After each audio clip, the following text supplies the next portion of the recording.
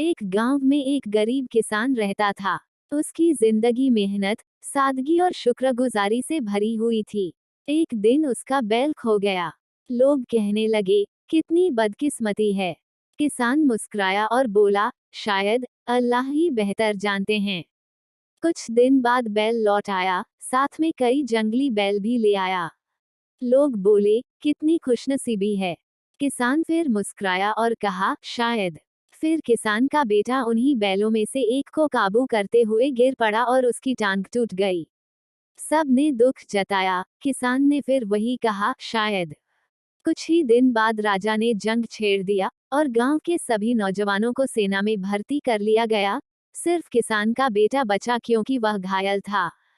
जिंदगी हमें हमेशा पूरी तस्वीर नहीं दिखाती, लेकिन जो कुछ होता है, उसमें कोई न कोई भलाई छुपी होती है। बस यकीन और सब्र रखना सीखो।